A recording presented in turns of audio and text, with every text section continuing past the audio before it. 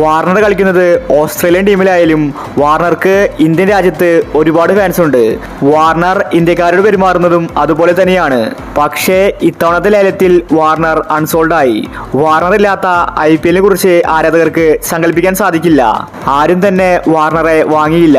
എന്നാൽ വാർണറെ ടീമിലെടുക്കാമെന്ന് രാജസ്ഥാൻ സമ്മതിച്ചിട്ടുണ്ട്. സഞ്ജുവാണ് വാർണറെ സപ്പോർട്ടാക്കിയത്.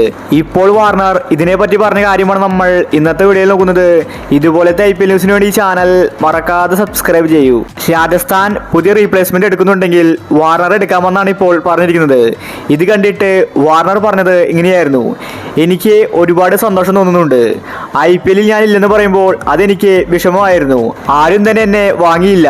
ഞാൻ ഇത്രയ്ക്കും മോശം കളിക്കാരനായി പോയോ എന്ന് ഞാൻ ചിന്തിച്ചിട്ടുണ്ടായിരുന്നു. ഏതെങ്കിലും ഒരു ടീം ഒരു അവസരമെങ്കിലും എനിക്ക് തരുമെന്ന് ഞാൻ കരുതി. ഇപ്പോഴിതാ രാജസ്ഥാൻ ടീം എനിക്ക് അവസരം തന്നിരിക്കുകയാണ്. എങ്ങനെയെങ്കിലും അടുത്ത IPL എനിക്ക് കളിക്കണം. രാജസ്ഥാൻ ടീം എനിക്ക് ചാൻസ് തന്നാൽ ഉറപ്പായിട്ടും ഞാൻ കത്തിക്കയറും. അവർക്ക് വേണ്ടി എൻ്റെ കഴിവിൻ്റെ പരമാവധി ഞാൻ പുറത്തെടുക്കും. എന്നെ രാജസ്ഥാൻ ടീമിലെടുക്കാൻ കാരണം അത് സഞ്ജുവാണ്. സഞ്ജു എനിക്ക് ഒരുപാട് സപ്പോർട്ട് തന്നിട്ടുണ്ട്.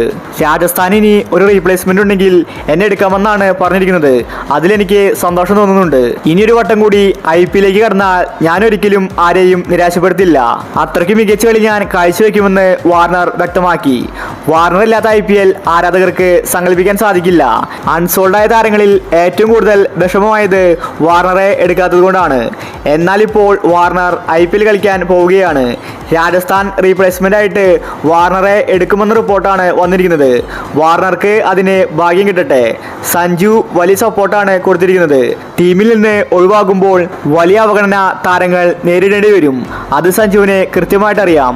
അതുകൊണ്ടാണ് സഞ്ജു വാർണറുടെ കാര്യത്തിൽ ഇതുപോലത്തെ കാര്യങ്ങൾ ചെയ്തിരിക്കുന്നത്. അപ്പോൾ ഇതുപോലത്തെ IPL ന്യൂസിന് വേണ്ടി ഈ ചാനൽ മറക്കാതെ സബ്സ്ക്രൈബ് ചെയ്യൂ.